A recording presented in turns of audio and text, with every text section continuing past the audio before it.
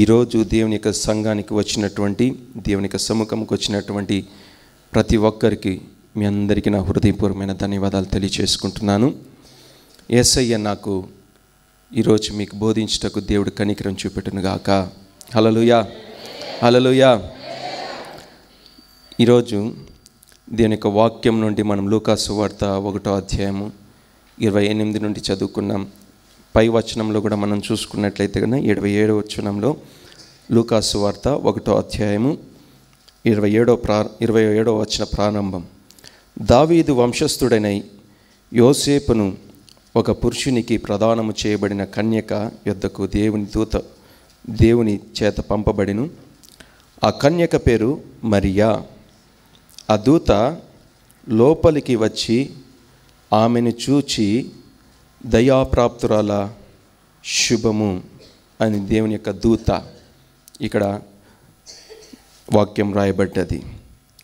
దేవుని యొక్క దూత, గాబ్రియేలు దూత ఈ యొక్క కన్యక అని పిలువబడుతున్నటువంటి మరియమ్మ తల్లి గారు, ఈ వాక్యము, ఈ యొక్క జరిగినటువంటి సత్య కథను మీ అందరికీ తెలుసు, చాలామంది అందరికీ తెలుసు. క్రైస్తవులని పిలువబడుతున్నటువంటి ప్రతి ఒక్క క్రైస్తవ సమాజంలో ఉంటున్న వారందరికీ ఈ వాక్యం తెలుసు. నాకంటే చక్కటి జ్ఞానం కలిగినటువంటి వారు, వాక్యాన్ని బాగా ఎరిగినటువంటి వారు చాలామంది ఉంటున్నారు. అయితే ఈ యొక్క భాగంలో మనం చూసుకున్నట్లయితే కనుక క్రైస్తవుల మధ్య పాపం, క్రైస్తవుల మధ్య శాపం, క్రైస్తవుల మధ్యన రోగాలు, విభేదాలు ఇవన్నీ రావడం కారణం చేత, ముఖ్యంగా పాపం విస్తరించుట చేత యేసుక్రీస్తు ప్రభులు వారు ఈ యొక్క సృష్టి యావత్తును సృజించాడు గనుక ప్రతి ఒక్క చిన్న పురుగు మొదలుకొని జైంట్ అంటే పెద్ద గొల్యాతు లాంటి అంతటి ఎత్తు కలిగినటువంటి మనుషుల్ని, జంతువుల్ని, ప్రతి సమస్తము లోకంలో కనిపించే ప్రతి ఒక్క జీవరాశుల్ని, ఈ యొక్క భూమి మీద మనకు కనిపించేటటువంటి ప్రతి ఒక్క ఇక జీవము కలిగినటువంటి పురుగైన, జంతువులైన, జీవరాశులైన, మనుషులైన నా యేసుక్రీస్తు ప్రభులు వారు సృష్టించిందే. యేసుక్రీస్తు ప్రభులు వారు సృష్టించిన తర్వాత ఆ మనిషికి నా యేసుక్రీస్తు ప్రభులు వారు ఆయన ఏం చేశాడంటే, ఆయన మంచి చెడు రెండు అనుగ్రహించాడు మనిషికి. ఈ భూలోకాన్ని ఏదైనా తోటలో ఆయన మంచి చెడులు ఫలం ఇచ్చేటటువంటి ఆ యొక్క చెట్టుని ఒకటి తప్ప ప్రతి దాని మీద అధికారం ఇచ్చాడు, భుజించమని ఇచ్చాడు, స్వాతంత్రాన్ని కూడా నా యేసుక్రీస్తు ప్రభులు వారు ఇచ్చారు. హల్లెలూయా. ఇచ్చినటువంటి యేసయ్య ఒక ఆజ్ఞ ఆ యొక్క మనుషులకి, ఆయన చేత స్వహస్తాల చేత సృజింపబడినటువంటి ఆ మట్టి కలిగినటువంటి శరీరానికి ఒక ఆజ్ఞను ఆ యేసుక్రీస్తు ప్రభులు వారు అనుగ్రహించాడు. ఏది ఆ ఆజ్ఞ అంటే, మంచి చెడును ఫలం ఇచ్చేటటువంటి ఆ వృక్షాన్ని మీరు తినకూడదు. ఏమని చెప్పాడు యేసయ్య? మంచి చెడులో ఫలం ఇచ్చేటటువంటి ఆ ఫలాన్ని మీరు తినకూడదు.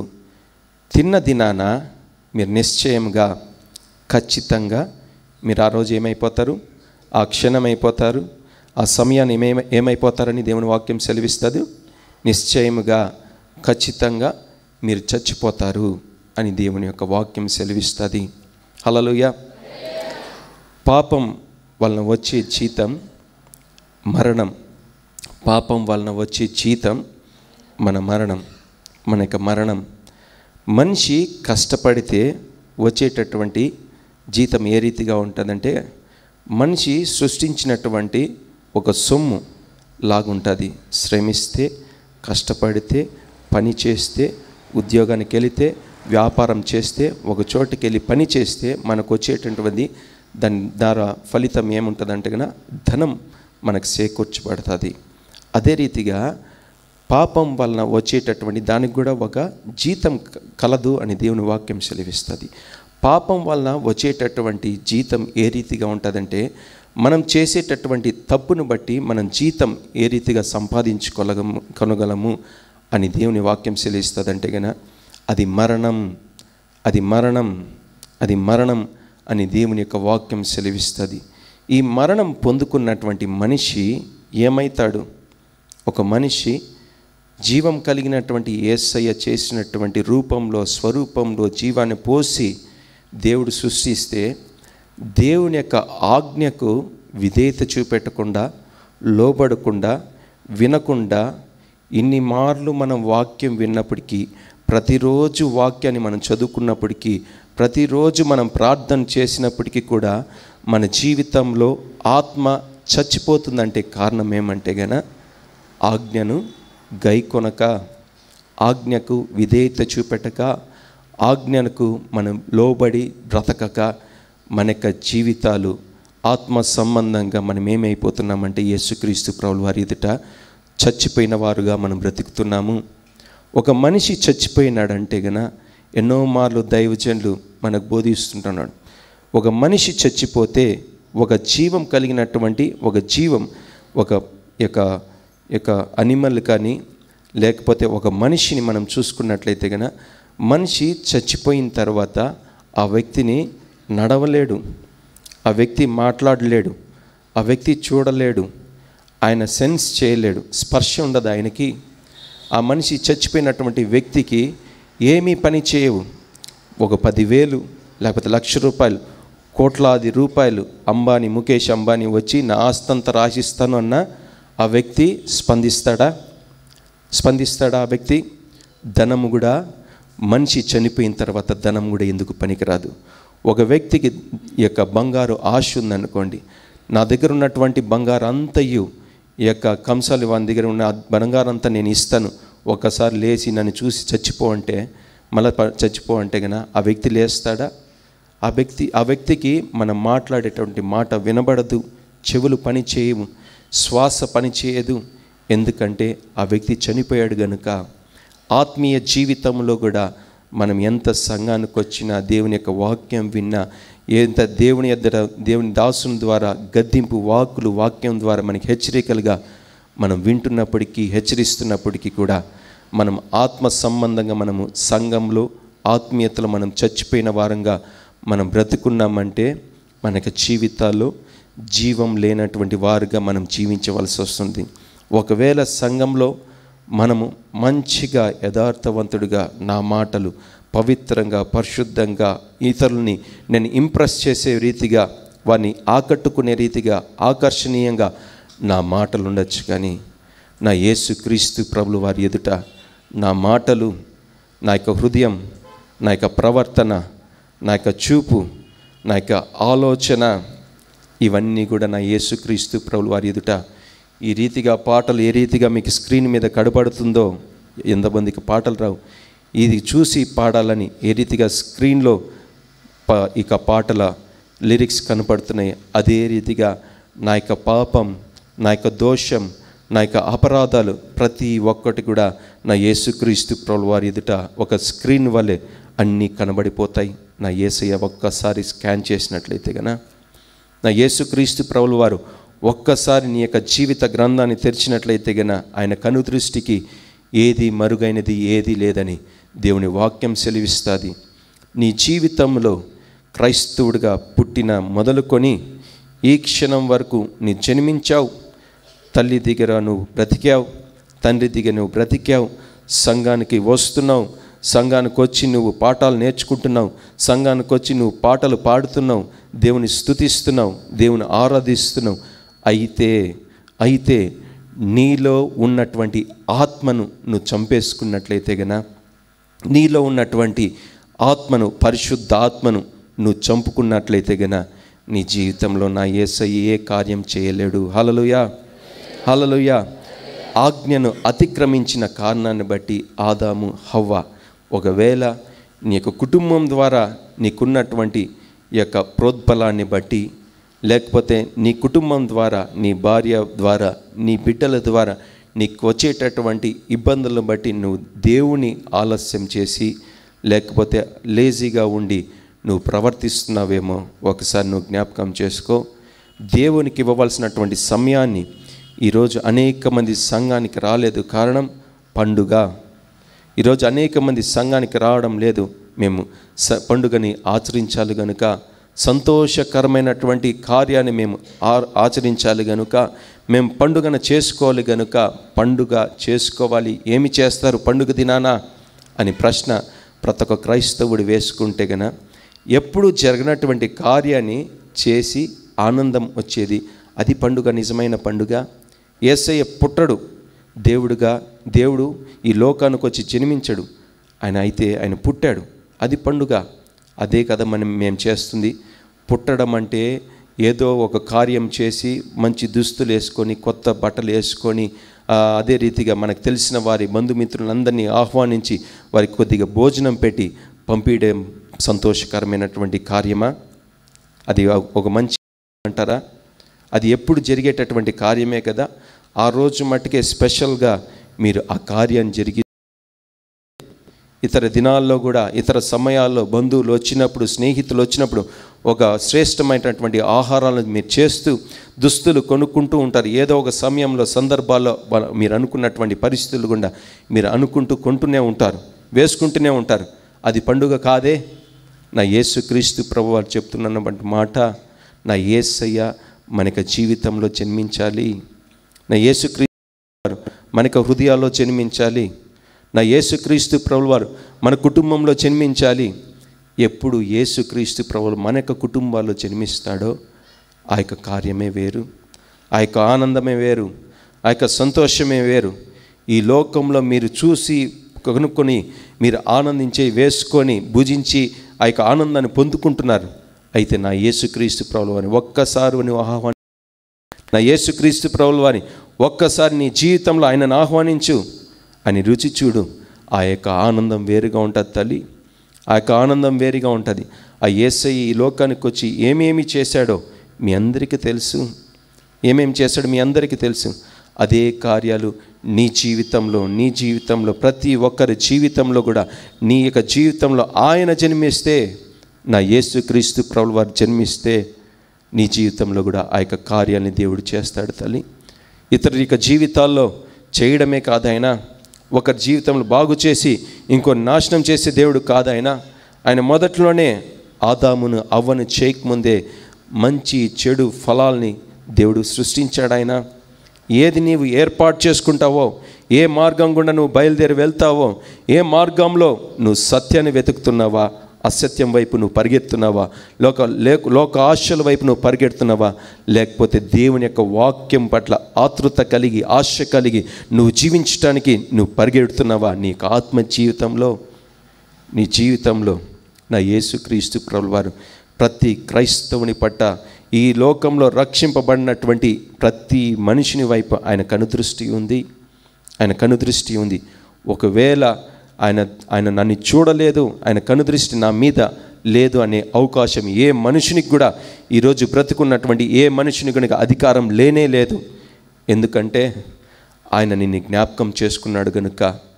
ఆయన జ్ఞాపకం చేసుకుని ఏం చేశాడంటే, నీకు ఆరోగ్యాన్ని ఇచ్చాడు, నీకు ఆయుష్ని పొడిగించాడు, చక్కటి కుటుంబాన్ని అనుగ్రహించాడు, నీ సొంతంగా నీ అంతకు నువ్వు పని చేసుకోవటానికి శక్తిని, బలాన్ని ఆయన ప్రసాదించిన దేవుడు ఆయన. హల్లెలూయా, హల్లెలూయా. అంతనికే కీర్తనలో దేవుని యొక్క వాక్యం సెలవిస్తుంది. కీర్తన భాగంలో చూసుకున్నట్లయితే గన వాక్యం ఈ రీతిగా సెలవిస్తాడు. ఆయన బలవంతుడైన దేవుడు, నిత్యుడగు తండ్రి, నిత్యముండే దేవుడు ఆయన సమాధానకర్త. యెషయా గ్రంథంలో అనుకుంటాను ఈ యొక్క మాటలు నా యేసుక్రీస్తు ప్రభువు వారు ఆయన సెలవిచ్చాడు.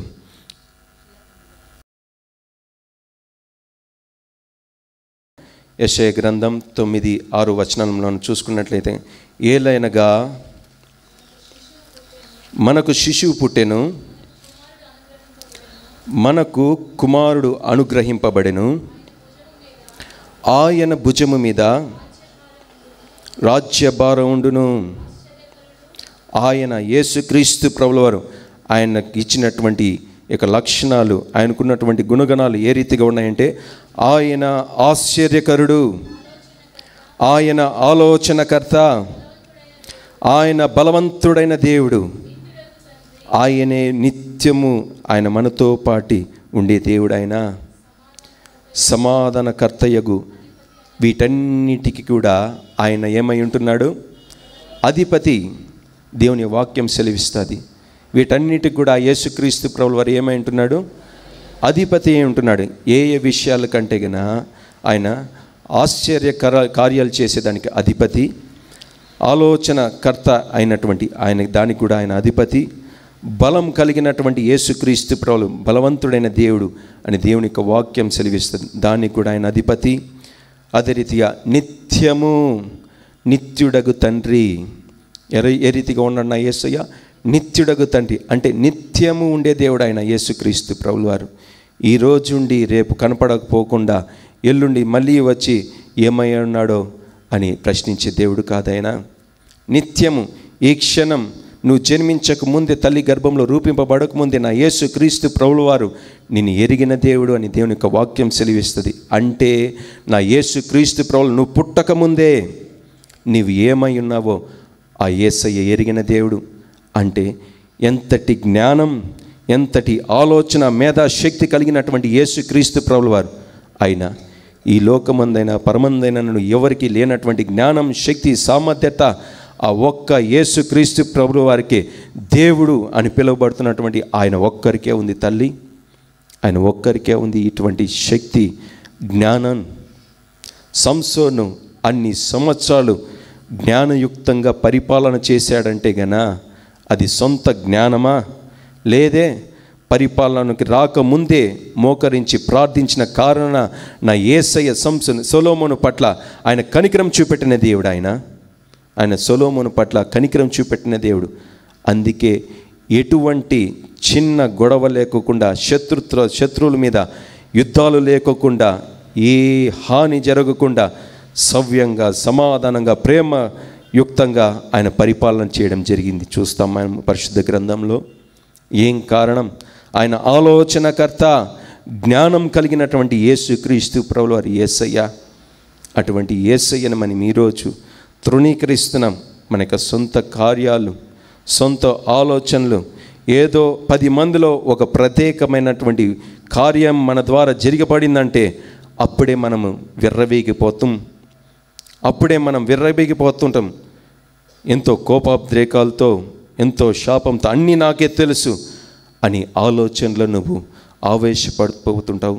నీ యొక్క జీవితంలో ఆ యొక్క కోపావేశాలు, నీలో ఉండేటువంటి గర్వం, అది ఒకరోజు నీకు నాశనానికి నీకంటే ముందు పరిగెడుతుంటుంది. అది మర్చిపోయావా? దేవుని వాక్యం సెలవిస్తుంది కదా, నాశనానికి ముందు గర్వం ఏమవుతుంది? నీకంటే ముందుగా అది నడుస్తూ వెళ్తుంది. ఎందుకు వెళ్తుంది అంటే గన నాశనానికంటే ముందు నీ యొక్క గర్వం నడుస్తుంది కనుక, గర్వం ముందు నీ నాశనం వెళ్ళిపోతుంది కనుక, నీ జీవితంలో దేవుడు అనుగ్రహించేటటువంటి కార్యాలను విడిచిపెట్టి నీ సొంత ప్రయోజనాల కొరకు నీ సొంత జ్ఞానాన్ని నువ్వు ఉపయోగించుకుంటున్నావేమో. ఈ రోజున నీ యొక్క శరీరంలో ఉన్నటువంటి బలాన్ని నువ్వు చూసి విర్రవీగిపోతున్నావేమో, గర్వపడుతున్నావేమో. అయితే నీ యొక్క నాశనాన్ని నువ్వు కోరుకుంటున్నావు. నీ నాశనానికి నువ్వు ఒక మార్గాన్ని నువ్వు వేసుకున్నావని నువ్వు మర్చిపోకు తల్లి. దేవుడు 2 విషయాలు నీకు అనుగ్రహించాడు. మంచి, చెడుని దేవుడు అనుగ్రహించాడు. ఆ మంచిని నువ్వు కోరుకుంటున్నావా? ఆ మంచిని నువ్వు పట్టుకున్నావా? నా యేసయ్యని పట్టుకున్నావా? లేదా చెడు సంబంధమైనటువంటి కార్యాలు, ఏలోక సంబంధమైనటువంటి ఆశలకు నువ్వు ఆతృత కలిగి ఎగ్జైట్ అయిపోయి నువ్వు దానివైపు నువ్వు పరిగెట్టుకుంటూ పాపంలో నువ్వు చిక్కబడి నువ్వు మరణించేదానికి నువ్వు ప్రయత్నంలో నువ్వు వెళ్ళిపోతున్నావా? లేకపోతే సాతాను అనుగ్రహించేటటువంటి నిత్య నరకాగ్నిలోకి నీ పరుగును తీసుకుంటున్నావా? ఒక్కసారి ఆలోచించు తండ్రి. ఒక్కసారి నువ్వు ఆలోచించిన ప్రియమైనటువంటి సహోదర, సహోదరి, నా యొక్క జీవితాల్లో ప్రతి ఒక్కరు కూడా పుట్టడమే పాపంతో పుట్టారు. ప్రతి ఒక్కరు కూడా పాపంతోనే పుట్టారు. అయితే ఈ యొక్క పాపాన్ని తొలగించటానికి నా యేసు క్రీస్తు ప్రభువారు ఆయన ఈ లోకంలోకి వచ్చి, భూలోకానికి వచ్చి ఆయన జన్మించాడు. ఎందుకు జన్మించాడో అది మర్చిపోయి ఆయన జన్మించాడనేసి సొంత ఆలోచనలతో, సొంత ఆవేశాలతో, సొంత ప్రయోజనాల కొరకు, సొంత ఇష్టాల కొరకు నీ పరుగును పరిగెత్తుతున్నావా? నీ పరుగును నువ్వు పరిగెడుతున్నావా? ఈ లోకంలో నీ జీవితంలో దేవుడు నీలో జీవించి ఆయన జన్మను నీలో కలగజేసి నీలో ఆయన యొక్క కార్యాలు జరిగించుటకు ఆయన ఆశపడిగి నీ లోకానికి వచ్చి జన్మిస్తే ఇంకా నువ్వు లోకాచరణలో నువ్వు పడిపోయి నీ యొక్క జీవితాన్ని కొనసాగిస్తున్నావేమో ఈ యొక్క మరియ తల్లితో అంటున్నటువంటి గాబ్రియేల్ దూత ఏముంటుందో తెలుసా? ఆ గాబ్రియేల్ దూత వచ్చి మాట్లాడుతున్నటువంటి మాటలు ఆ యొక్క లూకా సువార్త 1వ అధ్యాయము 27వ వచనం నుండి 28వ వచనం మనం చూసుకున్నట్లయితే, లూకా సువార్త 1వ అధ్యాయం 27వ వచనం 28వ వచనాలు మనం చూసుకున్నట్లయితే, ఆ దూత లోపలికి వచ్చి, క్షమించండి, దావీదు వంశస్థుడైన యోసేపును ఒక పురుషునికి ప్రదానం చేయబడినటువంటి కన్యక యొద్దకు దేవుని చేత పంపబడెను. కన్యక యొద్దకు దేవుని చేత ఒక దూత, గాబ్రియేలు దూత పంపబడెను అని దేవుని యొక్క వాక్యం సెలవిస్తుంది. ఒక మనిషిలో యేసుక్రీస్తు ప్రభువు వారు జన్మించాలంటే గన, నా యేసయ్య ఒక మనిషిలో జీవించాలి, పుట్టాలి అంటే మనలో మొదటి జరగవలసినటువంటి కార్యం ఏంటంటే గన, మనలో మొదటి జరగవలసినటువంటి ప్రధానమైనటువంటి కార్యం ఏంటంటే గన, దేవుని యొక్క ఆత్మ చేత మనం ప్రేరేపింపబడాలి. దేవుని యొక్క ఆత్మ ద్వారా మనం బోధించబడాలి. ఏ రీతిగా ఒక వ్యక్తి పరిశుద్ధాత్మ ద్వారా దేవుని చేత బోధింపబడతాడు, హెచ్చరింపబడతాడు, మనం చూసుకున్నట్లయితే గన దేవుని యొక్క వాక్యం చేత ఏదో దేవుడంతగా దేవుడే వచ్చేసి మీతో ప్రత్యక్షంగా దేవుడు మీతో మాట్లాడు. అయితే దేవుని యొక్క సంఘంలో ఈ రీతిగా సంఘంలో కూడినప్పుడు దేవుని యొక్క పరిచర్య చేస్తున్నటువంటి దేవుని యొక్క వాక్యం చేత ఒక్క మనిషి అయినా 10 మంది అయినా 100 మందితో అయినా నా యేసుక్రీస్తు ప్రభువు వారు దేవుని యొక్క వాక్యం చేత మాట్లాడతాడు. దేవుని యొక్క వాక్యం చేత నిన్ను హెచ్చరిస్తాడు. నీవు ఉన్నటువంటి పరిస్థితులను బట్టి, నీవు ఉన్నటువంటి కండిషన్ బట్టి నా యేసయ్య ఏం చేస్తాడంటే నా వాక్యం చేత దేవుడు ప్రతి ఒక్కరితో మాట్లాడే దేవుడు. ఆయన ప్రతి ఒక్కరితో ఆయన యేసయ్య మాట్లాడే దేవుడు. తన యొక్క ఆత్మ ద్వారా, తన యొక్క పరిశుద్ధాత్మ శక్తి ద్వారా ఆ యేసయ్య ప్రతి ఒక్కరితో మాట్లాడుతాలి. మాట్లాడిన తర్వాత ఆ మాటకు మనం విధేయత చూపెడుతున్నామా అనేది మనం జ్ఞాపకం చేసుకోవాలి. ఎన్నో పర్యాలు సంఘంలో మనం వస్తున్నాం, వాక్యం వింటున్నాం, అయితే సంఘ కాపరి చెప్తున్నటువంటి బోధకుడు బోధిస్తున్నటువంటి బోధ ద్వారా నిజంగా మనకు హృదయాల్లో కలవరం ఒక్కొక్కసార్లు వస్తుంది. నిజమే, నా జీవితంలో యొక్క తప్పుని నేను చేశాను, నేను సరిదిద్దుకోవాలి అనేక ఆలోచనలు కూడా మనం కలిగి ఉంటున్నాం. చాలా పర్యాలు మనం కలిగి ఉంటున్నాం. అయితే కలిగినటువంటి ఆలోచనలు మనం ఆచరణలో పెట్టడం లేదు. ఎందుకంటే సరైన నిర్ణయం, నిశ్చయమైనటువంటి నిర్ణయాలు మనం తీసుకోనకుండా దేవుని యొక్క సంఘంలో వచ్చినటువంటి వారు సంఘం వరకే పరిమితి అయి ఇక సంఘం వెలుపటికి వెళ్ళిన తర్వాత మన యొక్క నిర్ణయాలను మన యొక్క హృదయాల్లో నిలబడడం లేదు. కారణం మనం తీసుకున్నటువంటి నిర్ణయం సరిగా లేదు కనుక, దేవుడు మాట్లాడిన మాటకు హెచ్చరించినటువంటి హెచ్చరికకు మనం లోబడలేదు గనుక, ఒకవేళ దేవుని యొక్క వాక్యానికి మనం లోబడినట్లయితే, విధేయత చూపెట్టినట్లయితే, ఆ వాక్యాన్ని బట్టి మనం తీసుకున్నటువంటి నిర్ణయం నా యేసుక్రీస్తు ప్రభువారు సఫలం చేస్తాడు. నీ యొక్క జీవితంలో నా యేసయ్య ఆయన జరిగించినటువంటి కార్యాన్ని ఆయన సఫలం చేస్తాడు, ఆయన సాధ్యపరుస్తాడు అని దేవుని యొక్క వాక్యం సెలవిస్తుంది. ఇక మరియ తల్లిని మనం చూసుకున్నట్లయితే మొదట యోసేపుతో ఇక దేవుని దూత మాట్లాడడం చూసాం. 27వ వచనం మొదటి లైన్ మనం చూసుకున్నట్లయితే గన, ఆ యొక్క దావీదు వంశస్థుడైన యోసేపును ఒక పురుషునికి ప్రదానం చేయబడిన కన్యక యొద్దకు దేవుని చేత పంపబడెను.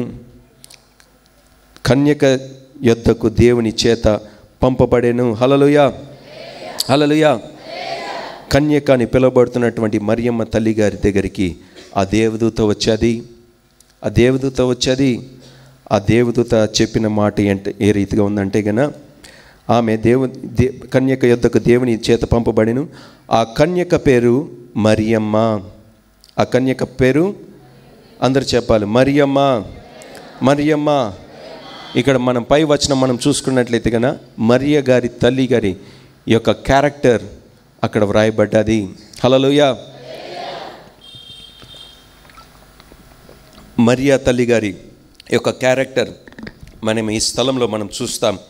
ఈ క్యారెక్టర్ మనం చూసుకున్నట్లయితే గన ఒక మనిషి యొక్క జీవితంలో యేసయ్య జన్మించక ముందు మనకి జీవితాలు, మన బ్రతుకులు కూడా ఏ రీతిగా ఉండాలంటే గన మనకి క్యారెక్టర్ని ఫస్ట్ నా యేసుక్రీస్తు ప్రభువు వారు మనకి జీవితాన్ని దేవుడు పరిశీలిస్తాడు. పరిశీలించినప్పుడు మరియా తల్లి గారి యొక్క క్యారెక్టర్ ఏ రీతిగా ఉందో, ఆమె యొక్క యాటిట్యూడ్ ఏ రీతిగా ఉందో, ఆమె యొక్క హృదయాలోచన ఏ రీతిగా ఉందో, ఆమె యొక్క ప్రవర్తన ఏ రీతిగా ఉందో, ఆమె యొక్క జీవిత శైలి, జీవించే విధానం ఏ రీతిగా ఉందో నా యేసుక్రీస్తు ప్రభువు ప్రతి ఒక్కటి కూడా ఆయన ఒక వ్యక్తిని ప్రత్యేకించుకునేటప్పుడు, ఒక మనిషిలో జన్మించేటప్పుడు ఆయన ఏం చేస్తాడంటే కన్నా ఆ మనిషి యొక్క జీవితాన్ని ప్రతి ఒక్కటి కూడా ఆయన పరిశీలిస్తాడు. ఆయన పరిశీలించే దేవుడు కూడా ఊరికూరికనే పిలిస్తే నీకున్నటువంటి చెడు ఆలోచనలు, చెడు ప్రవర్తన, చెడు అలవాట్లు, చెడు మాటలను బట్టి ఆయన నువ్వు ఆహ్వానించిన వెంటనే ఆయన వచ్చేడు. ఆయన యేసుక్రీస్తు ప్రభువు ఆయన సభ్యత లేనటువంటి వాడు కాదు. ఆయన యేసుక్రీస్తు సభ్యత్వం కలిగినటువంటి సభ్యత లేనటువంటి వాడు కాదు. ఆయన క్రమం కలిగినటువంటి దేవుడు, చాలా డీసెంట్, ఆయన డిసిప్లిన్డ్. యేసుక్రీస్తు ప్రభువు ఒక చక్కటి డిసిప్లిన్లో ఆయన కలిగినటువంటి వాడు. ఆయన యేసుక్రీస్తు ప్రభువు నీ జీవితంలో రావాలంటే నా యొక్క జీవితంలో పురుషులు కావచ్చు, స్త్రీలు కావచ్చు, చిన్న వయసు కలిగినటువంటి వారు కావచ్చు, కానీ పెద్ద వయసు కలిగినటువంటి వారు కావచ్చు, మధ్య వయసు కలిగిన ఎవరైనప్పటికీ ఇక్కడ నా యేసుక్రీస్తు ప్రభువు నీలో జన్మించాలని ఆయన ఏర్పాటు చేసుకున్నట్లయితే నువ్వు ఆహ్వానించే ముందు ఆయనకి నీ యొక్క జీవితంలో ఆయనకి నచ్చాల్సిన క్యారెక్టర్ ఏ రీతిగా ఉండాలంటే కన్నా, విషయం ఏ రీతిగా ఉండాలంటే నీ యొక్క జీవితం, నీ యొక్క క్యారెక్టర్, నీ యొక్క యాటిట్యూడ్, నీ యొక్క జీవితంలో సరైన రీతిగా నా యేసుక్రీస్తు ప్రభువు వారికి నువ్వు చోటిచ్చేటప్పుడు నీ యొక్క జీవితాన్ని నువ్వు పెట్టుకున్నావా లేదా ఒక్కసారి ఆలోచించు. నీ యొక్క జీవితంలో నా యేసుక్రీస్తు ప్రభువుని నువ్వు ఆహ్వానించేటప్పుడు నా యేసయ్యకి ఇవ్వాల్సినటువంటి పరిశుద్ధమైన హృదయాన్ని నువ్వు ఇస్తున్నావా లేదా ఆహ్వానించే ముందు నువ్వు ఆలోచించుకో. ఎంతోమంది యొక్క జీవితాల్లో నా యేసయ్యని ఆహ్వానించేటప్పుడు ఏదోదో విధాలుగా పచ్చి మన యొక్క జీవితంలో చెడు అలవాట్లు పెట్టుకొని, చెడు యొక్క తలంపులను పెట్టుకొని, ఎన్నో ఆవేశాలు, కోపోద్రేకాలతో నువ్వు పెట్టుకొని కూడా పాపపు జీవితంలో జీవిస్తూ సంఘానికి వచ్చి చెప్పబడినటువంటి వాక్యం ద్వారా, బోధింపబడినటువంటి వాక్యం ద్వారా, సేవకుని ద్వారా హెచ్చరించబడిన తర్వాత నీకు జీవితంలో యేసయ్యను ఆహ్వానించేస్తుంటున్నావు. మొదట నువ్వు చేయవలసింది యేసయ్యను ఆహ్వానించడం కాదు, కానీ నీ జీవితంలో ఆహ్వానించక ముందు నా యేసయ్య కొరకు నువ్వు ఏ రీతిగా నీ యొక్క హృదయంలో ఆయన కొరకు స్థలాన్ని ఏ రీతిగా ఏర్పాటు చేసుకున్నావో ఒక్కసారి నువ్వు గ్రహించు. ఏ రీతిగా ఆయన కొరకు నీ స్థలాన్ని ఆయన కొరకు ఏర్పాటు చేసావో నువ్వు నిర్ణయించుకోకుండా నీ సొంత ఆలోచనలతో పాపపు జీవితంలో అదే రీతిగా ఆయన ఆహ్వానించేస్తే ఆయన నీలోకి రాడు తల్లి. గాబ్రియేలు దూత మరియా ఆ తల్లిగా ఎందుకు ఎన్నిక చేసుకున్నాడు? మిగతా వాళ్ళని ఎందుకు ఎన్నిక చేసుకోలేదు? బైబిల్ సెలవిస్తుంది, పరిశుద్ధ గ్రంథం సెలవిస్తుంది.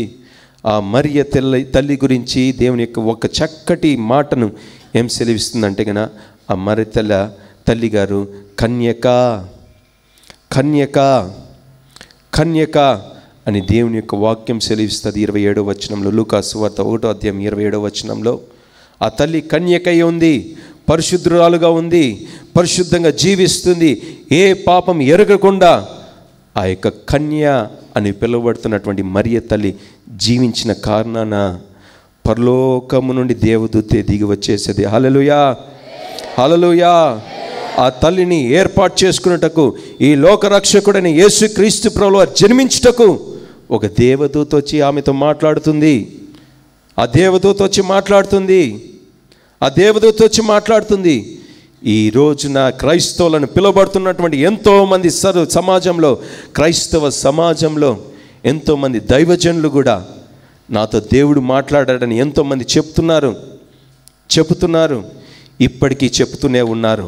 నా యేసుక్రీస్తు ప్రభువు నాతో మాట్లాడారు, కలల్లో వచ్చి మాట్లాడారు, దర్శనాల రూపకంగా నాతో మాట్లాడారని చెబుతున్నారు. అయితే ఈ యొక్క గ్రంథంలో, ఈ యొక్క స్థలంలో మనం చూసుకున్నట్లయితే గన మరియ తల్లి గర్భంలో ఆయనను యేసుక్రీస్తు ప్రభువు వారు జన్మించడానికి ఆయన చోటు ఏర్పాటు చేసుకున్నది. ఆమె కన్యక, ఆమె పరిశుద్ధురాలు, పరిశుద్ధాత్మ చేత ఆమె రెండో విషయం అంటే పరిశుద్ధాత్మ చేత ఆమె ఆవరించబడ్డది. రెండో విషయం దేవుడితో వచ్చి మాట్లాడేది మొదటి విషయం. రెండోది పరిశుద్ధాత్మ చేత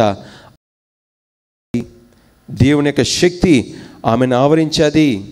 మరియ తల్లి పట్ల దేవుడికి చేసినటువంటి కార్యం ఈ రోజున ఎంతోమంది జీవితాల్లో పేరు మోసిన దైవజనులు, ఎంతోమంది వ్యక్తులు, ప్రార్థనా పరులు చెప్తున్నటువంటి మాట, నా యేసు మాట్లాడాడు, దర్శనాన్ని చూశాను.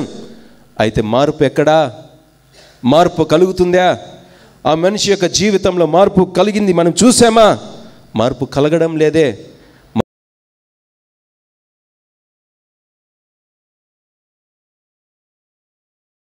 నాతో దేవుడు మాట్లాడండి పొలం మనం పరిగెట్టుకుంటూ వెళ్ళిపోతున్నారు.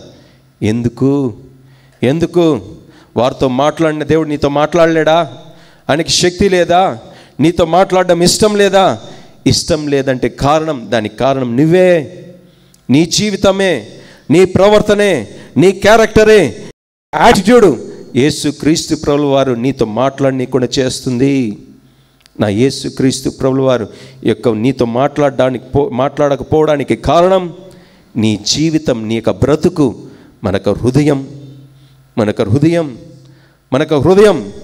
మన హృదయంలో ఇంక నువ్వు పాపం చేస్తూనే నా యేసయ్యను ఆహ్వానిస్తే ఏ రీతిగా నా యేసయ్య వస్తాడు తల్లి?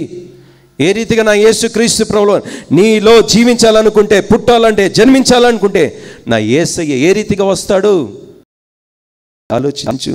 ఈ మరియ తల్లి గర్భాన పుట్టాలని ఎందుకు ఏర్పాటు చేసుకున్నాడంటే ఆమె పరిశుద్ధంగా కనపడ్డాది కనుక. ఆమె కన్యక అని దేవుని యొక్క వాక్యం సెలవిస్తుంది.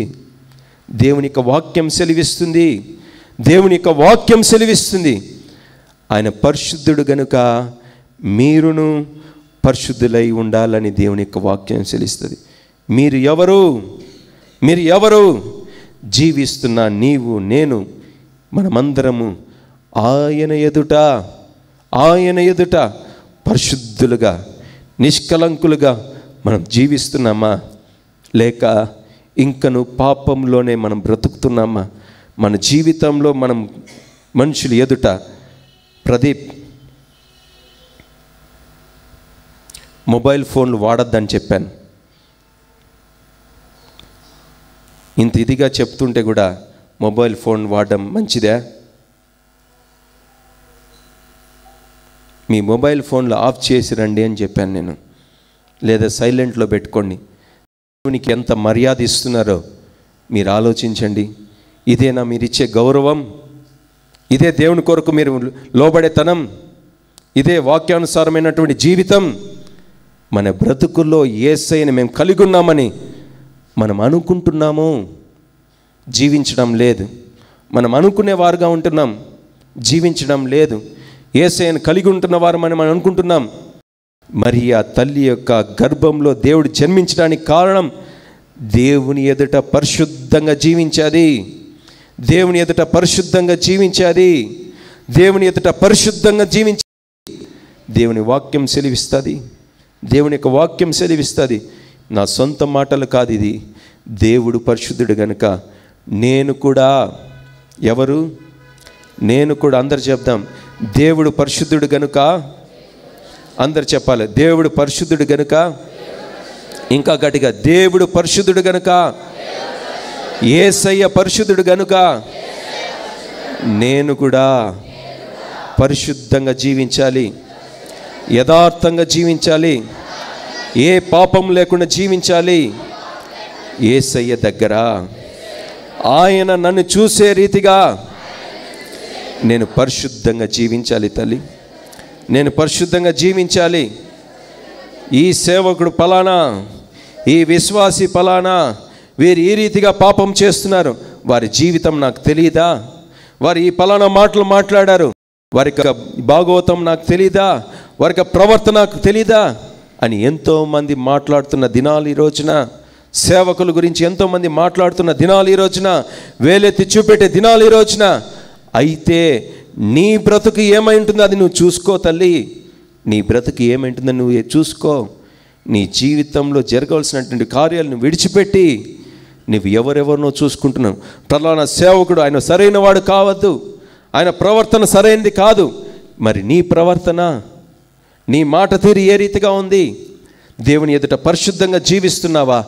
లేక నీ యొక్క జీవితంలో ఇంక నువ్వు పాపంతోనే ఇతరులను బ్లేమ్ చేసుకుంటూ వారి గురించి మాట్లాడుకుంటూ నీ జీవితాన్ని కొనసాగిస్తున్నావా? ఒక్కసారి నువ్వు ఆలోచించిన ప్రియమైన సహోదర సహోదరి, నీ జీవితంలో జరగాల్సినటువంటి కార్యాలు అనేకంగా ఉంటున్నాయి. ఎన్నో కార్యాలు నీలో చేయాలని నా యేసయ్య ఆలోచిస్తున్నాడు, ఆశపడుతున్నాడు. అయితే నా యేసయ్యకి చోటు ఇవ్వకుండా నువ్వే దూరం వెళ్ళిపోతున్నావు. ఎన్నో పర్యాలు సంఘానికి వచ్చి వాక్యం విని ప్రార్థన చేసిన కారణాన్ని కూడా నీ జీవితంలో ఫలితాలను చూడలేకపోతున్నావు. అంటే నీ జీవితంలో జరగాల్సినటువంటి కార్యాలు నీలో జరగలేదంటే దానికి ఎవరు కారణం? నా యేసయ్య కాదే. నీకు నువ్వే సమాధానం చెప్పుకో. దానికి కారణం నేనే. నా జీవితంలో కార్యాలు జరగలేదంటే కారణం నేనే. దానికి కారణం నా యొక్క పాపమే నా కారణం. నా కుటుంబంలో ఉంటున్నటువంటి ప్రవర్తనే నా కారణం. నా జీవితంలో ఉన్నటువంటి ప్రతి విధమైనటువంటి చెడు ఆలోచనలు, ప్రవర్తన, నా జీవితంలో ఉన్నటువంటి ప్రతి పాపం కారణం నా యేసయ్య కాదు. ఎందుకు యేసయ్య కాదంటే గన నా యేసు క్రీస్తు ప్రభువు వారు నీ యొక్క పాపం గురించే ఆయన మహోన్నతమైన స్థలాన్ని, మహిమ గలటువంటి చోటుని ఆయన విడిచిపెట్టేసి పాప శరీరమైనటువంటి మనల్ని, పాపంలో జీవిస్తున్నటువంటి మనల్ని, పాపపు లోకంలో బ్రతుకుతున్నటువంటి మనల్ని విడిపించడానికే నా యేసు క్రీస్తు ప్రభువు వారు ఒక కన్యకని ఏర్పాటు చేసుకున్నాడు. నా దేవుడు ఆయన యేసయ్యా అని దేవుని యొక్క వాక్యం సెలవిస్తుంది. తల్లి, యేసయ్య అనే మాటకు అర్థం రక్షకుడు. యేసు అనే మాటకు, ఆ పదానికి, ఆ శబ్దానికి, యేసు అనే శబ్దానికి అర్థం రక్షకుడు. ఒకసారి అందరు చెప్దాం, యేసు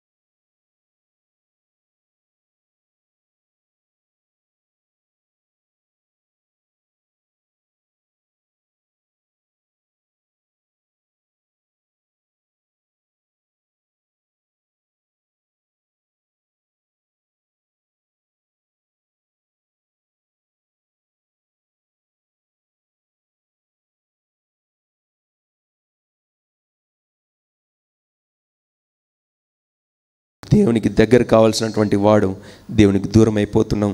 నీ యొక్క జీవితంలో పాపాన్ని నువ్వు దగ్గర చేసుకున్న కారణాన్ని బట్టి నా యేసయ్య దూరం అయిపోతున్నాడు. దేవుడి కార్యాలు దూరం అయిపోతున్నాయి. దేవుడు అనుగ్రహించేటటువంటి దీవెనలు నీ యొద్ద నుండి దూరం అయిపోతున్నాయి. కారణం నీ యొక్క ప్రవర్తన, నీ యొక్క అవిధేయత, నీలో ఉన్నటువంటి పాపం. నీవులో ఉన్నటువంటి పాపం. నా యేసయ్య నీలో జన్మిస్తే ఆయన కార్యాలు నీలో జరిగిస్తాడు తల్లి. నీ జీవితంలో ఆయన అసాధ్యమైనటువంటి ప్రతి ఒక్క కార్యాన్ని కూడా ఆయన సాధ్యపరిచే దేవుడైనా. ఆయన పేరు యేసయ్య. ఆయన పేరు యేసయ్య. ఆయన పేరు యేసయ్య. అందరు చెప్దాం, ఆయన పేరు యేసయ్య. ఆయన పేరు యేసయ్య. ఇంకా గట్టిగా యేసయ్య, యేసయ్య, యేసయ్య. నీ పేరుని మేము పెట్టుకొని బ్రతకాలి యేసయ్య. నీ పేరు పెట్టుకొని మేము బ్రతకాలి యేసయ్య. నీ జీవాన్ని కలిగి మేము బ్రతకాలి యేసయ్య. మీకు వందనాలనైనా. ఎప్పుడైతే యేసయ్యని మనతో చేర్చుకుంటామో, మన బ్రతుకులో మనం చేర్చుకుంటామో, మన జన్మలో, మన యొక్క జీవితంలో యేసయ్య బ్రతుకుతాడో, ఆ యొక్క కార్యాలే వేరు తల్లి, ఆ అనుభవాలే వేరు తల్లి. అది అనుభవించినటువంటి వ్యక్తికే తెలుస్తుంది. అనుభవించినటువంటి వ్యక్తికే తెలుస్తుంది. అనుభవించినటువంటి వ్యక్తికే తెలుస్తుంది యేసయ్య రుచి ఏ రీతిగా ఉంటుందో, ఆ యొక్క ఆనందం ఏ రీతిగా ఉంటుందో, యేసుక్రీస్తు ప్రభువు అనుగ్రహించేటటువంటి సంతోషం ఏ రీతిగా ఉంటుంది. ఈ లోకం ఇచ్చినట్లుగా కాదు కానీ, ఈ లోకం ఇచ్చినట్లుగా కాదు కానీ ఆయన సమాధానం ఏ రీతిగా ఉంటుందో, ఆ కుటుంబంలో ఏ కుటుంబంలో అయితే ఆ సమాధానం ఉంటుందో ఆ వ్యక్తుల వరకే తెలుస్తుంది. గాయం పొందినటువంటి వ్యక్తిని మనం అడిగితే నీకు సంతోషంగా ఉందంటే సంతోషంగా ఉందని చెప్తాడా? ఆ గాయం యొక్క నొప్పి, బాధ పడేటోనికే ఆ బాధ తెలుస్తుంది కదా. అదే రీతిగా ఒక హోటల్కి వెళ్ళో లేకపోతే తల్లి మన బిడ్డలకి ఆహారం సిద్ధపరుస్తాం. ఆ యొక్క ఆహారం తిన్న వ్యక్తికే ఏ రీతిగా రుచి తెలుస్తుందో, తిన్న తర్వాత ఆ యొక్క రుచి మనకి తెలుస్తుందో, అదే రీతిగా దేవుడు అనుగ్రహించేటటువంటి ఆశీర్వాదం, దేవుడు అనుగ్రహించేటటువంటి సమాధానం, దేవుడు మీ మధ్యలో, మీ కుటుంబాల మధ్యన అనుగ్రహించేటటువంటి ప్రేమ, అది పొంది అనుభవించే వారికే తెలుస్తుంది. హల్లెలూయా, హల్లెలూయా. ఈ రోజున ఎంతోమంది పొందుకోవాలని ఆశపడుతున్నారు. పొందుకొని అనుభవించేటటువంటి కృప కూడా దేవుడు అనుగ్రహించాలి మన అందరికీ. జీవితాల్లో చాలామందికి ఎన్నో అవకాశాలు ఉంటాయి. చాలామందికి క్రైస్తవులకి ఎన్నో సంపాదన కూడా ఎక్కువే ఉంటుంది. అయితే దానిని ఆ యొక్క అలవాటు కాదు, అది దాన్ని అనుభవించేటటువంటి ఆ యొక్క కృప పొందుకోలేక చాలామంది అనుభవించలేనటువంటి పరిస్థితి. కారణం నా యేసయ్య వారి పట్ల కనికరం చూపెట్టలేక దేవుని యొద్ద నుండి దేవుని పొందుకోగలుగుతారు. కానీ బలవంతాన పొందుకున్నా కానీ ఆ యొక్క కార్యం ఏదైతే మనకు అనుగ్రహింపబడ్డదో ఆ యొక్క కార్యాన్ని బట్టి ఆ కార్యం మనకి ఫలిభరితంగా ఉండదు. మన చేతిలోనే ఉంటుంది, మనం చూస్తూనే ఉంటాం, మన కుటుంబంలో అవి కలిగే ఉంటాం. అయితే అది మనకు ఉపయోగకరంగా అది ఉండకపోవడానికి కారణం, మనకి శక్తి ఉంటుంది, సామర్థ్యత ఉంటుంది, ఎంతో చేసుకోగలుగుతాం, ధనం మనకి సపోర్ట్ చేస్తుంది అనుకుంటాం, పేరు ప్రఖ్యాతులు మనకి సపోర్ట్ చేస్తుంది అనుకుంటాం, పేరును బట్టి మనం సపోర్ట్ చేస్తుంది అనుకుంటాం, ఈ యొక్క రాజకీయాలను బట్టి, పేరును బట్టి మనం ఎంతో విరేపెక్కిపోతుంటాం. అయితే ఏనాడు ఎప్పుడు కూడా మన జీవితంలో ఈ పేరు ప్రఖ్యాతులు, మన ధనం, మన బలం, మన శక్తి, సామర్థ్యత ఏది కూడా మనకి ఉపయోగకరంగా ఉండదు. మనకు ఉపయోగకరంగా ఉండదు. మన జీవితంలో యేసయ్య జన్మించేటంత వరకు, యేసుక్రీస్తు ప్రభువు వారు మన యొక్క హృదయంలో వచ్చేటంత వరకు మొదట మన జీవితంలో ఒక కన్యక వలె పరిశుద్ధంగా జీవించాలి. మనకి జీవితం ఏ రీతిగా ఉండాలి? నా మాట మీకు అర్థమవుతుందా? మనం ఏ రీతిగా ఉండాలి? మొదటిగా పరిశుద్ధంగా ఉండాలి. అందరు చెప్దాం, పరిశుద్ధంగా జీవించాలి.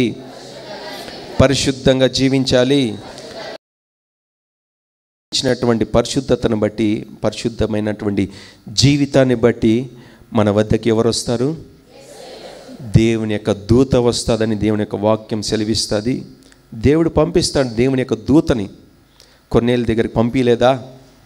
దేవుని యొక్క దూత ఈ యొక్క మరియ తల్లితో మాట్లాడినట్లు దేవుని యొక్క గ్రంథంలో మనం చూసుకున్నట్లయితే కన్నా లోతుతో మాట్లాడేది, కొర్నేలితో మాట్లాడేది, ఇంకా దేవుని బిడ్డలతో, చాలామంది బిడ్డలతో, సంసోన్ యొక్క తల్లి గారితో కూడా దేవుని యొక్క దూత మాట్లాడేది.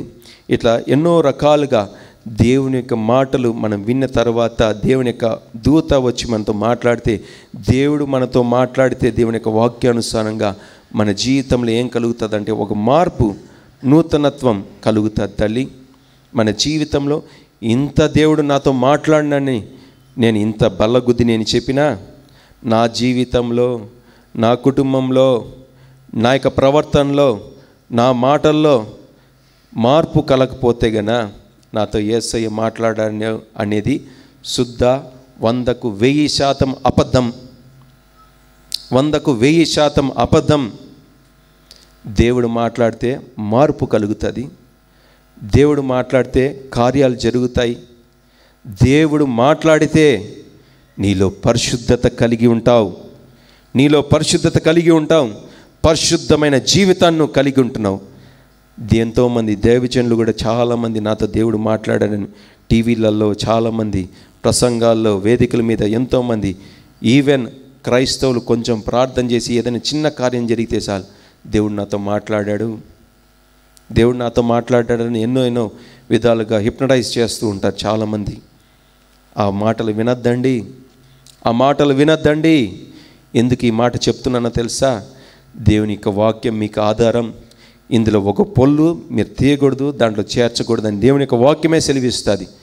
ఈ యొక్క వాక్యము మనకు ఆధారం. ఈ వాక్యం దేవుడై ఉన్నాడు కనుక ఈ వాక్యం మనం ఆధారం చేసుకొని మనం బ్రతకాలి. ఈ వాక్యాన్ని మనం ఆధారం చేసుకొని మన జీవితాన్ని కొనసాగించాలి. ఒకవేళ ఈ పరిశుద్ధ గ్రంథాన్ని మనం విడిచిపెట్టి, దేవుని యొక్క వాక్యాన్ని మనం విడిచిపెట్టి మనుషుల వైపు పరిగెడుతున్నామే ఒకసారి ఆలోచించుకో. నీ జీవితంలో ఒకరు ఏదైనా ప్రవచనం చెప్తే గన వాళ్ళ దగ్గరికి మనం పరిగెత్తుకుని వెళ్ళిపోతూ ఉంటాం. వాళ్ళ ప్రవచనాలు చెప్తారు. అది గొప్ప విషయం కాదు. దేవుని వాక్యం శ్రేష్టమైన వాక్యం. ఇది వాక్యం దేవుడై ఉన్నాడని యోహాను భక్తుడు చెప్తున్నాడు. దేవుడు వాక్యమైన అయి ఉన్నాడని దేవుని వాక్యం సెలవిస్తుంది. వాక్యమైన దేవుని మనం విడిచిపెట్టి ఎవరో చెప్పిన దాని వైపు ఎందుకు పరిగెడుతున్నాం? మనము ప్రవచనాలు వస్తున్నాయని ఎందుకు పరిగెడుతున్నాం? అద్భుతాలు జరుగుతున్నాయి ఎందుకు పరిగెడుతున్నాం? నీ జీవితంలో నువ్వు ప్రార్థన చేసుకుంటే నీలో కార్యాలు జరిగించలేడా దేవుడు? నీ జీవితంలో కూడా దేవుడు కార్యాలు జరిగిస్తాడు. నువ్వు ఎప్పుడైతే నా యేసుక్రీస్తు ప్రభువు దగ్గరికి నువ్వు వస్తావో, ఆ యేసయ్య మన దగ్గరికి వస్తాడో, మన జీవితాల్లో హృదయాల్లో ఆయన జన్మిస్తాడో, అప్పుడు నీ జీవితంలో ఏ సమయానికి ఏ కార్యం జరగాలో, ఆయన చిత్తాన్ని బట్టి ఏ పరిస్థితుల గుండా నువ్వు వెళ్ళినప్పటికీ ఆ పరిస్థితిని బట్టి దేవుడిని రక్షించాలో ఆయన ఎప్పుడు చూస్తున్న దేవుడు. ఆయన చూసి ఆయన ఏం చేస్తాడంటే కనుక నీకు సహాయం చేస్తాడు. ఆయన చూసి ఊరుకుండే దేవుడా? లేదు కదా. ఆయన నీకు సహాయం చేసే దేవుడు. ఈ యొక్క పాపపు ఊబిలో పడిపోయేటప్పటికి కూడా నిన్ను రక్షించడానికి ఆ యేసయ్య పరలోక సింహాసనాన్ని ఆయన విడిచిపెట్టి ఈ భూలోకానికే వచ్చేసాడే. ఆయన పిలిస్తే నీ దగ్గరికి లాడాడా? నీ పాపాన్ని విడిచిపెట్టి ఆయన ఆహ్వానిస్తే ఆయన నీ దగ్గరికి రాలేడా? నీలో కార్యం జరిగించలేడా?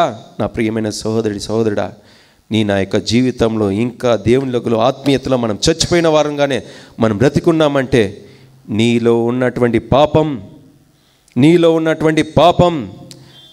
ఉన్నటువంటి అవిధేయత, పాపం వలన వచ్చేటటువంటి జీతం మరణం అందరికీ తెలుసు. నీ జీవితాల్లో ఈ యొక్క పాపాన్ని ఇంకనూ నువ్వు భద్రపరచుకొని రేపు దేవుణ్ణి అడుగుదాంలే, దేవుని దగ్గర రేపు క్షమాపణ అడుగుదాంలే, దేవుని దగ్గర రేపు మోకరిద్దాంలే అడిగితే దేవుడు క్షమిస్తాడు కదా. అది కాదు నేను దేవుడు అంటుంది.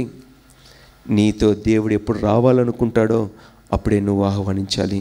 నీకున్నటువంటి సమస్తాన్ని విడిచిపెట్టి నీలో పరిపాలన చేసేటువంటి ప్రతి ఒక్క సమస్తాన్ని, నీకు ఉద్యోగం కావచ్చు, నీ యొక్క ప్రేయర్ ప్రఖ్యాతలు కావచ్చు, నీ ధనం కావచ్చు, ప్రతి ఒక్కటి కూడా నా యేసయ్య దగ్గర అది శూన్యం, వ్యర్థం, ఎందుకు పనికిరానటువంటిది నా యేసుక్రీస్తు ప్రభువారి ఎదుట అటువంటిది నీ జీవితంలో గొప్పదిగా ఎంచుకొని నీ జీవితంలో అన్నీ అనుగ్రహించేటటువంటి నిత్య జీవాన్ని అనుగ్రహించేటటువంటి యేసయ్యని విడిచిపెట్టి దూరంగా పారిపోతున్నావు ఎందుకు దూరంగా పారిపోతున్నావు ఎందుకు?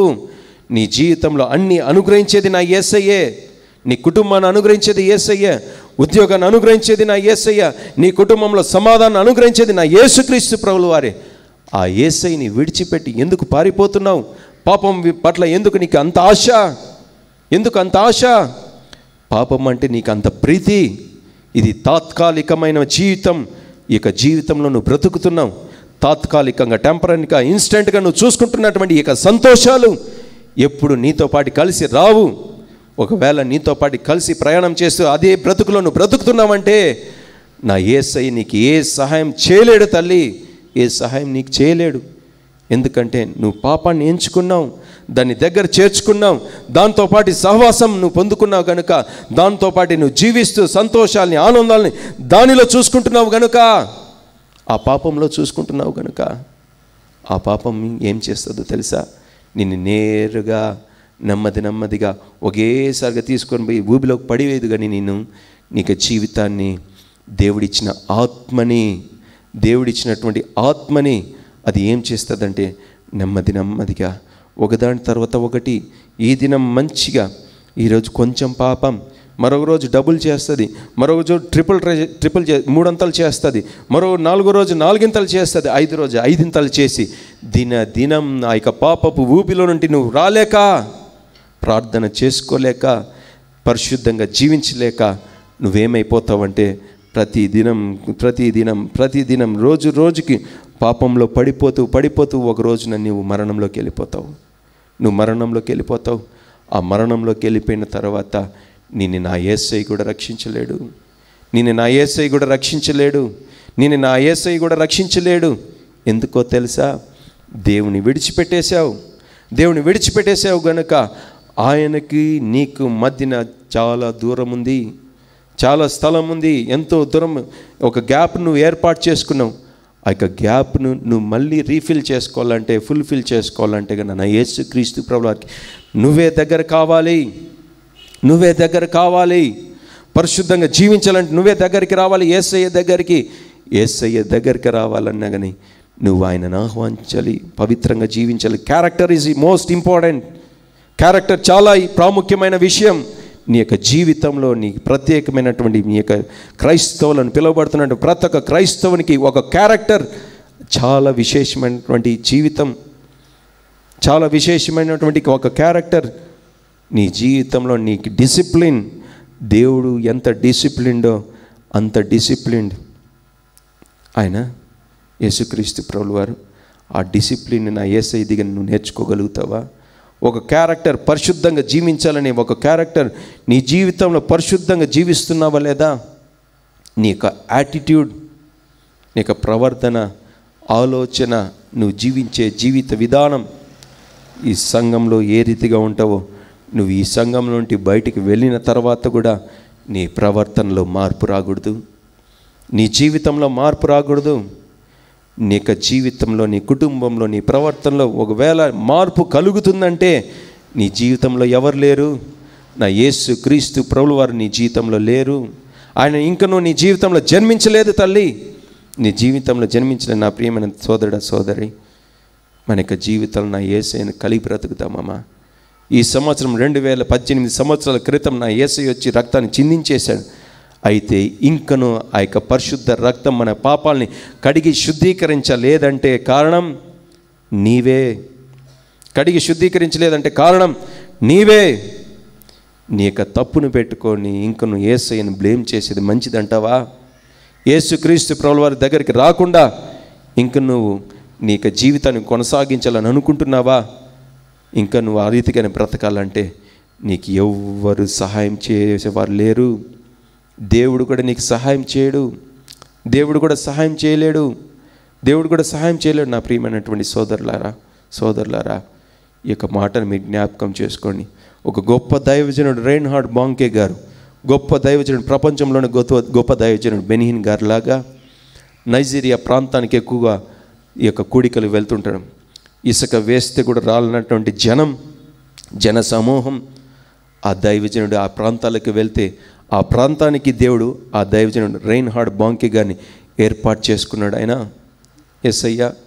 ఆ దైవజనుడు ఒకరోజు ఒక టీవీ ఛానల్ వారు ఆ దైవజనులు పిలిపించారంట. ఎందుకో తెలీదు. అయితే పిలిపించిన తర్వాత ఒక నాస్తికుడిని ఈ దైవజనులు పిలిపించారంట. పిలిపించిన తర్వాత వాళ్ళు వేసినటువంటి ప్రశ్నలు, నాస్తికుడు వేసినటువంటి ప్రశ్నలు ఏ రీతిగా ఉన్నారంటే, ఒక ప్రశ్న మీకు చెప్తాను. ఆ ప్రశ్న ఏ రీతిగా ఉందంటే, 2000 సంవత్సరాల క్రితం యేసుక్రీస్తు ప్రభువారు రక్తం చిందించాడు. ఆ చిందింపబడినటువంటి రక్తం ఏ రీతిగా ఒక పాపి యొక్క పాపాన్ని క్షమించబడుతుంది అనే ప్రశ్న. మంచి ప్రశ్నే. ఈ ప్రశ్న మనకు కూడా అర్థం కాని ప్రశ్న. ఒక మనిషి యొక్క జీవితంలో పాపం క్షమింపబడాలంటే గన ఆ పాపి యొక్క పాపం, చెడుతనం అంతటి తొలగించబడాలంటే దేవుని పరిశుద్ధ రక్తం ఇక కార్యరూపంగా మెటీరియల్గా కనపడడం లేదే అనేది ప్రశ్న. అయితే ఆ దైవజనుడికి కూడా ఏమి చెప్పాలో అర్థం కాలేనటువంటి పరిస్థితి. అయితే దైవజనుడు ఏం చేశాడో తెలుసా? దేవునికి మొరపెట్టాడు. ఆ సమయంలోనే, ఆ స్థలంలోనే యేసయ్యకు మొరపెట్టాడు. ప్రభువా, మీ నామం గణపరచబడే రీతిగా ఈ వ్యక్తి అడిగినటువంటి ప్రశ్నకు జవాబు నాకు సహాయం చేయండి ప్రభా అని ఆ దైవజనుడు అడిగిన వెంటనే దేవుడిచ్చినటువంటి చక్కటి ఆలోచన, శ్రేష్టమైనటువంటి ఆలోచన, దేవుడిచ్చినటువంటి జ్ఞానంతో ఆ దైవజనుడు మాట్లాడినటువంటి మాట ఏంటో తెలుసా? ఒక ఫ్యాక్టరీలో ఇక సోపులు తయారవుతాయి. మైసూర్ శాండలో, లక్సో, డవ్ ఏదో ఒక సోపు తయారవుతుంది. ఒక ఫ్యాక్టరీలో సోపు తయారైన తర్వాత ఆ యొక్క సోపు ఎక్కడికి వస్తుందండి? ఏజెన్సీకి వస్తుంది. తర్వాత ఈ డీలర్స్కి, వాళ్ళకి, వీళ్ళకి వచ్చి చివరికి షాప్కు చేరుతుంది. హల్లెలూయా. షాప్కి చేరిన తర్వాత షాప్కి మనం వెళ్ళి అది కొనుగోలు చేస్తాం. ఒక సోపుని ఎందుకు కొనుగోలు చేస్తాము? ఒక సబ్బు మనం తీసుకున్న తర్వాత ఎందుకు కొనుగోలు చేస్తాం? ఎందుకు కొంటాము? స్నానం చేసిన తర్వాత ఏమవుతుంది? శుభ్రపరచబడతాం కదా. అదే రీతిగా దేవుడిచ్చినటువంటి జ్ఞానంతో ఆ దైవజనుడు ఏం చెప్పాడో తెలుసా? ఒక ఫ్యాక్టరీలో ఆ సోపు తయారవుతుంది. ఆ సోపు తయారైన తర్వాత మనం ఇంటికి తెచ్చుకొని కూడా ఆ సబ్బుని పెట్టవలసినటువంటి చోటు అక్కడే పెట్టేసి మన ఒళ్ళుకు రాసుకొనకుండా మనం అలాగే ఉంచుకుంటే మనం శుభ్రపరచబడతామా? అందరు చెప్పాలి, శుభ్రపరచబడతామా? లేదు కదా. అదే రీతిగా ఆ జవాబును దేవుడు దాని దాసుని ద్వారా బోధించాడు. మనం దేవుని యొక్క వాక్యం మనం వింటూనే ఉంటున్నాం. దేవుని యొక్క రక్తం, పరిశుద్ధమైన రక్తం ఎన్నో 2018 సంవత్సరాల క్రితం ఆయన కార్చేశాడు.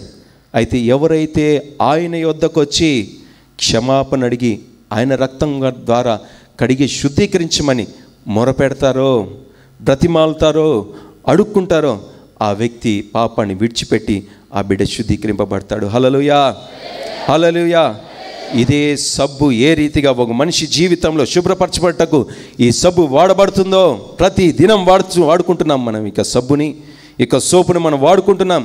ఒకవేళ మన కుటుంబంలో భద్రంగా ఒక చోటను దాచిపెట్టామంటే ఆ శుభ్రం మన యొక్క జీవితంలో పనిచేయని రీతిగా యేసుక్రీస్తు ప్రభువు ఒక చోటున ఒక అటక మీద పరిశుద్ధ గ్రంథాన్ని పెట్టినట్లుగా మన యొక్క జీవితాలు కూడా పాపం అనే ఇక జీవితంలో మనం ఇంకను బ్రతికిపోయి దేవుని దూరంగా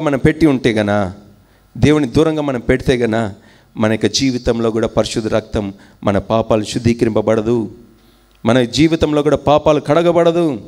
మనం పవిత్రులుగా మనం జీవించలేం. ఏ రీతిగా సబ్బు ద్వారా ఇక ఇలస్ట్రేషన్, ఒక ఉదాహరణ చెప్పాడు ఆ దైవజనుడు, అదే రీతిగా దేవుడు కూడా మనలో ఉండి దేవుని యొక్క పరిశుద్ధ రక్తం మనలో పని చేయాలంటే కన్నా నా యేసయ్య దగ్గరికి రావాలి.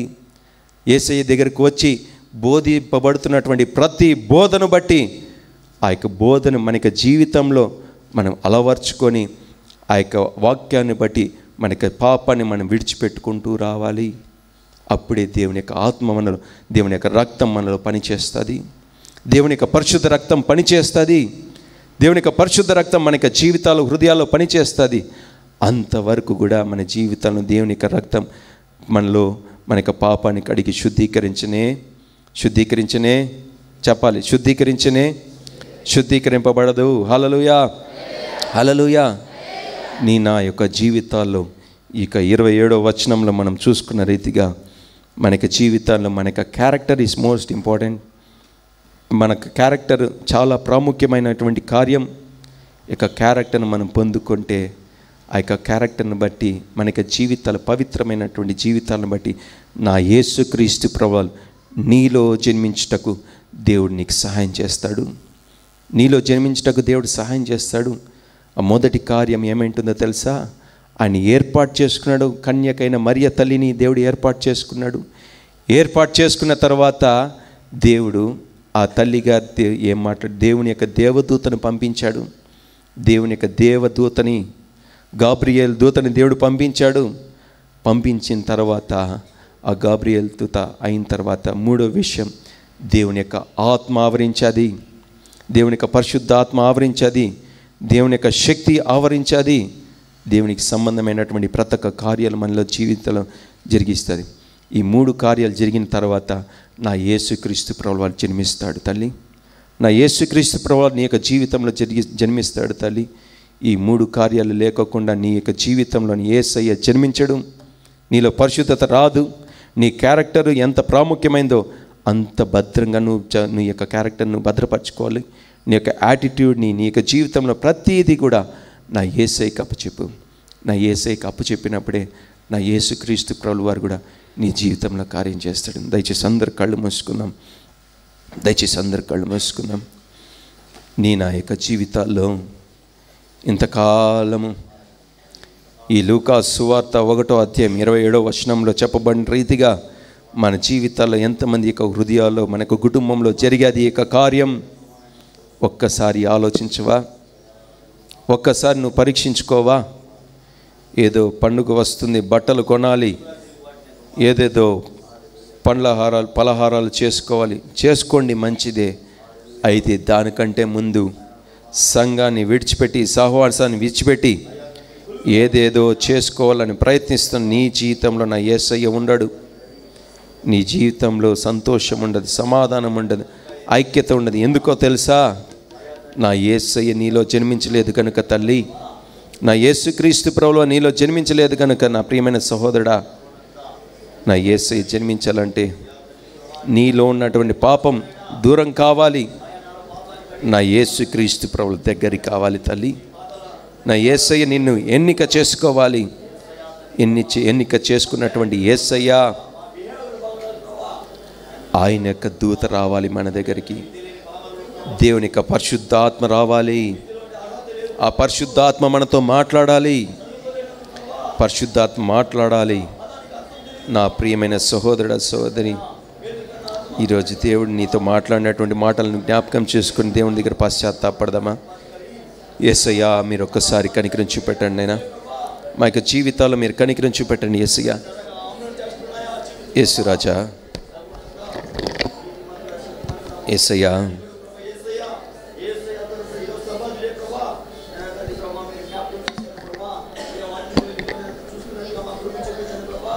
యేసురాజా, యేసయ్యా, మా పట్ల ఒక్కసారి కనికరం చూపెట్టండి ప్రభా. నిజంగా తండ్రి, ఈరోజు తండ్రి మా యొక్క ప్రతి పాపపు యొక్క జీవితాలు విడిచిపెడుతున్నాం ప్రభా. దయచేసి మీరు కనికరం చూపెట్టండి నాయనా. మా యొక్క జీవితాల్లో కనికరం చూపెట్టండి. ప్రతి ఒక్కరు అడుగుదాం, నా యేసయ్యని అడుగుదాం. నీ జీవితంలో నువ్వు సమస్యల వైపు చూస్తున్నావేమో, నీ యొక్క అనారోగ్య పరిస్థితులను చూస్తున్నావేమో, నీ యొక్క వ్యాధిని చూసుకుంటూ నువ్వు కూర్చున్నావేమో, నీ యొక్క ఆలోచన ఏదేదో స్థలాల్లో నువ్వు చూసుకుంటున్నావేమో, నీ యొక్క పేరు గురించి నువ్వు చూసుకుంటున్నావేమో, నీ యొక్క ఉద్యోగాన్ని చూసుకుంటున్నావేమో, అవన్నీ వ్యర్థమని నువ్వు ఈరోజు నీ యొక్క వాక్యం ద్వారా నువ్వు విన్నావు. నా యేసయ్య శ్రేష్టమైనటువంటి ఆయనను నువ్వు పట్టుకో. ఈ రోజున ఆయనను చూడు తల్లి. ఆయన నీ జీవితంలో కార్యం జరిగిస్తాడు. సర్వశక్తిమంతుడు, నీతిమంతుడైన మా ప్రియ పరలోకపు తండ్రి, నా ఘనమైన దేవుడా, మీ పాదాలకు స్తోత్రం చెల్లిస్తున్నాం ప్రభా. మీ ప్రియబిడ్డలతో ఈరోజు మాట్లాడారని నేను నమ్మినాను ప్రభా. మీ మాటలు, మీ వాక్కు మీ బిడ్డలతో తండ్రి నేను పని చేసినందుకే స్తోత్రం. మీ జీవితంలో ప్రభా కూడిన ప్రతి బిడ్డల యొక్క జీవితాల్లో తను మీరు కార్యం జరిగించారు, మీరు సాధ్యపరిచారు, తని సఫలం చేశారు ప్రభా. ప్రతి ఒక్కరి యొక్క తన ఉద్దేశం మీ యొక్క నిత్య జీవం పొందుకోవాలని ప్రభా. అయితే తని మా యొక్క జీవితాలు ఏ రీతిగా ఉన్నాయో ఆ యొక్క జీవితాలు మీరు మార్చినందుకే స్తోత్రం. మీరేకే సమస్త మహిమ ఘనత ప్రభావాలు చెల్లించుకుంటూ క్రీస్తు యేసు పరిశుద్ధ నామమున ప్రార్థించి వేడుకుంటున్నాను తండ్రి.